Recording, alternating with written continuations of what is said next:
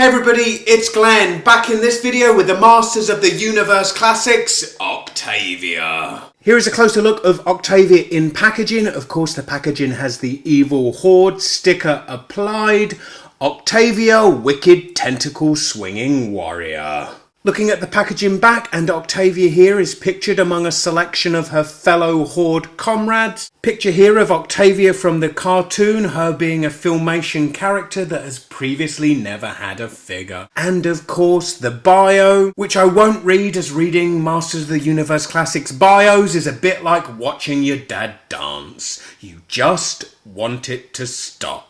She's a wicked tentacled lady, which is cool enough, so Mattel, please don't try and make her more grandiose with your fan fiction pretentious wank. Here she is out of packaging, and while I subscribed to Master of the Universe Classics for 2 years, the recent price increases, shipping increases, self-indulgent character selection, and Toy Guru being a prick have formed the perfect storm for me not to subscribe anymore. Yeah, Octavia is a character I really like, so I bit the bullet, and with all the price increases it cost over £30, which represents a whopping 33% increase on buying this figure had it been released a year prior. So put in real toy terms, she equals the cost of 2 Marvel Legends or 2 WWE Elite figures. Is she worth it? Let's take a closer look and find out. Where to start a review with a woman who is half octopus with her tentacles, of course. They fit into her back, and when fitting them in, it's best to remove the head. Essentially, each tentacle features a shoulder joint style articulation,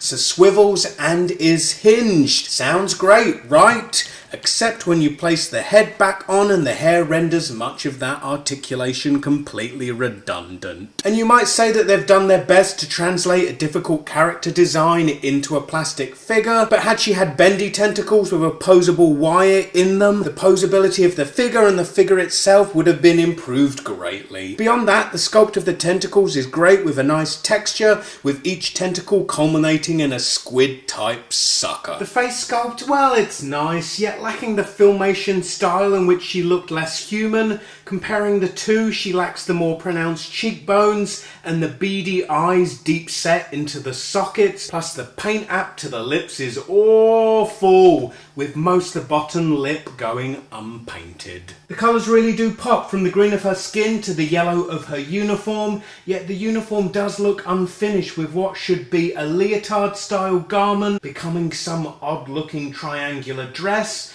It's as if it came unglued from the crotch, and referring to the card back, we see it more as it appeared in the cartoon, yet on the finished product it's like they couldn't resolve how to attach it and not hinder the movement of the hips, so they just gave up, stuffed her in packaging with one hand while holding the other hand out to take our money. Let's look at her accessories, and the 4 horsemen have nailed it with those, as they usually do. They just have a habit of taking something and paying that extra bit of attention to detail. And here we see that in her swords, where the Horde symbol forms part of the handle, and I think they just have a great Ray Harryhausen vibe about them. Plus a crossbow, which seems to be standard issue among the Horde, yet the horsemen have given Octavia's crossbow its own individual underwater spin. I quickly go over the articulation, and I have already mentioned how her hair hinders the articulation of the tentacles, and in return the tentacles hinder the articulation of her head. At the shoulder, her arm rotates and is hinged to move up and down. She has an upper arm swivel 360 degrees,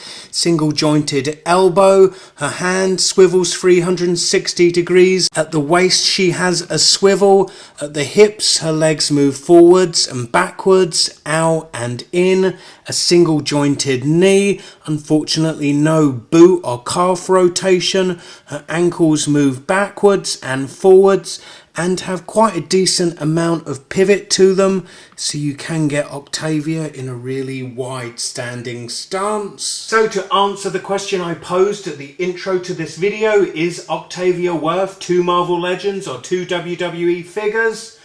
Nah.